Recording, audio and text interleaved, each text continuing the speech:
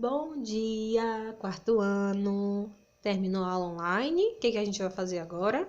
Continuar a nossa aula pelo YouTube. A gente sempre tem essa rotina diariamente, não podemos nos esquecer, viu? Porque terminando lá eu venho pra cá, espero todos vocês pra gente continuar o estudo.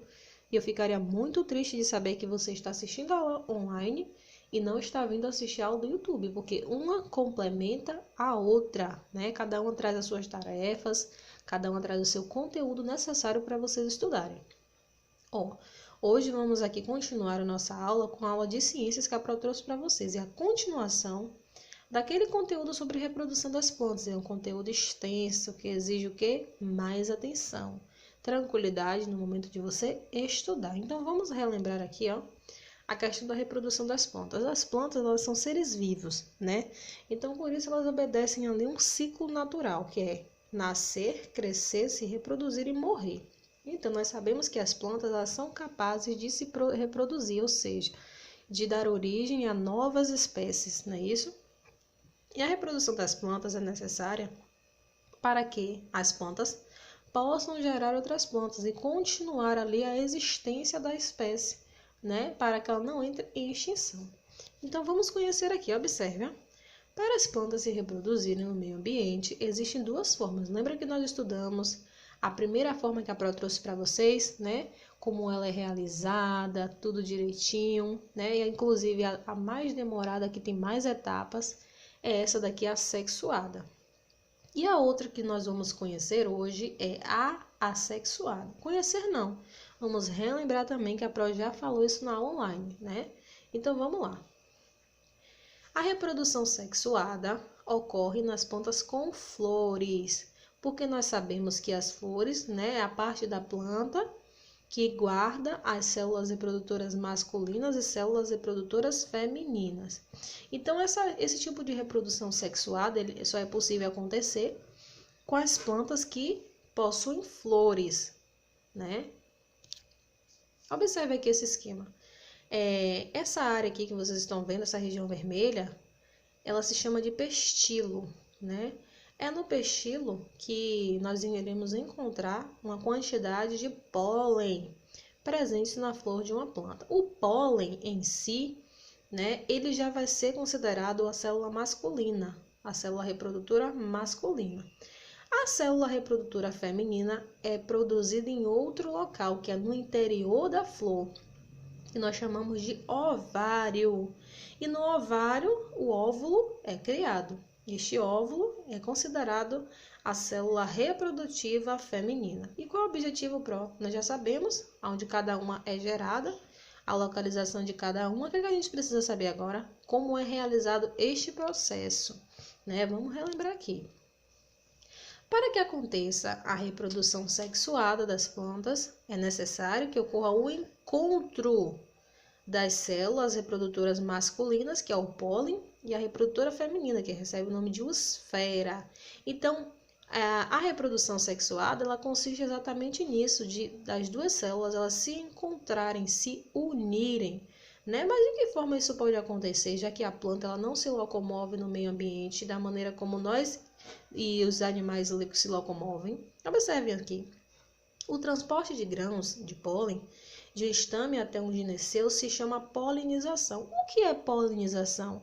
A polinização é um processo realizado por agentes polinizadores, ou seja, animais, insetos presentes na natureza que tem como objetivo retirar uma quantidade de pólen de uma planta e levar para outra planta. Eles ajudam ali, colaboram para a reprodução das plantas.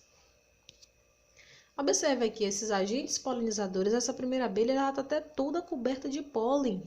Ela está ali para retirar uma quantidade enorme de pólen, o máximo que ela puder retirar, e levar para outra folha, porque o pólen outra flor. O pólen dessa flor vai entrar em contato com a célula feminina de outra flor e vai dar origem ao processo de reprodução, né? Aí vem a fecundação. O que é fecundação, Pro?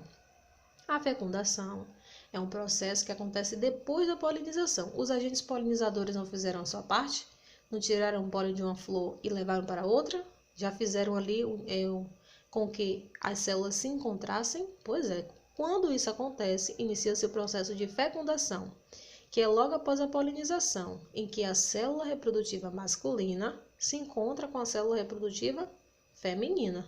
E o que acontece? No processo de fecundação, as pétalas das flores, elas começam a murchar e acabam caindo quando essas duas células se encontram para, ou seja, serem fecundadas. Os óvulos fecundados vão originar a semente, o pró. Antes é criado a semente para depois criar o fruto? Sim, vocês sabiam disso? Que uma planta dá origem primeiro à sementinha, depois ela vai criando o fruto em volta da sementinha. Observem aqui essa imagem que eu trouxe até para vocês na aula online sobre um pé de maçã. Aqui vocês estão vendo a flor da maçã e dentro da flor já podemos observar um processo de fecundação iniciado, onde o fruto, a sementinha do fruto já foi criada através desse encontro das células reprodutivas e já começou ali a se formar uma fruta, ao redor da semente. Mas o objetivo da reprodução é justamente alcançar a última etapa, que é a semente. Logo após disso, essa fruta ela vai passar pelo seu ciclo e a semente entrará em contato com o solo, o que irá originar uma nova plantinha. Então, este ciclo é o que dá o nome ao processo de reprodução sexuada.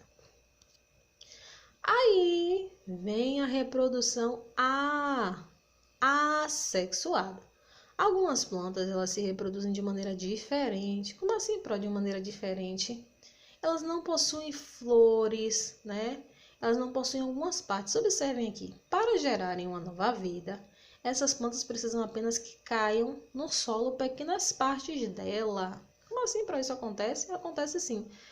Com a ajuda do vento, do ciclo da natureza, ela acaba sendo ali impactada e pedacinhos da planta acabam caindo no solo. Esses pedacinhos podem receber o nome de esporos, podem também ser as folhas ou os galhos dessa planta. Depois que esses pedacinhos eles se desprendem e entram em contato com o solo, acontece ali já o processo de reprodução. Esse processo também é conhecido como reprodução vegetativa, quando a planta ela libera pedacinhos de si para que encontrem o solo e dali origine uma nova planta daquele pedacinho que ela deixou. São plantas em miniatura. Observe uma coisa, nós estamos falando dos brotos. Brotou uma plantinha, Esses brotos eles são produzidos por uma planta chamada planta-mãe.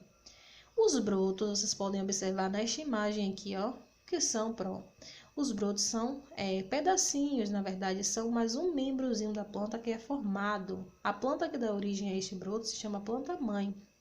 E eles são capazes de se desprender desta planta-mãe e gerar uma nova planta, como vocês podem observar neste esquema aqui, à direita, que a Pró colocou para vocês. Aquela plantinha estava normal, uma plantinha comum. Começou, portanto, a dar origem a um galinho, a um brotinho que criou ali as suas próprias folhas e acabou se desprendendo e criou ali o seu próprio caminho.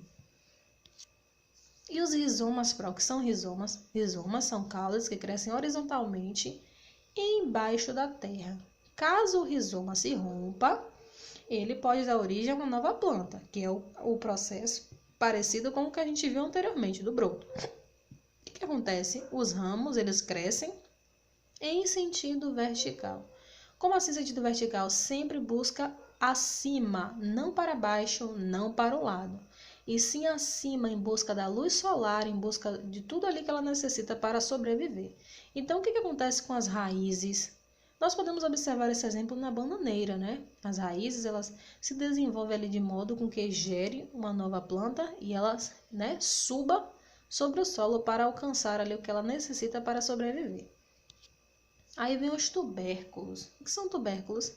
Os tubérculos nós já associamos a batatas, São quando os caules que acumulam reserva de alimento, que são chamados de tubérculos, eles se separam da planta-mãe, que pode também enraizar e dar origem a uma nova planta. Então, uma batata, através de uma batata, podem ser feitas novas plantas. Nós chamamos de tubérculos. E vem a questão dos esporos, que é um tipo de reprodução diferente. Observe, há outras plantas como musgos, samambaias e avencas que não têm flores nem frutos e também nem sementes. Como é que elas vão se reproduzir? Elas se reproduzem através de células chamadas de esporos, localizadas ali em suas folhas. Vocês estão observando nessas folhas os esporos? Esses esporos eles vão se desprendendo dessa planta e caem no solo. Através daí, então, é que vai originar uma nova planta. É como se essas plantas tivessem sementes em sua própria folha. Mas não é bem isso não, viu? São chamados de esporos. Pronto, a Pró já explicou tudo direitinho. Vou deixar para vocês agora o diário de hoje. Ó, meus amores, estudem direitinho este conteúdo, que nós iremos ter uma arguição. Não é hoje não, tá? Mas nós teremos uma arguição de ciência sobre esse conteúdo de reprodução das plantas.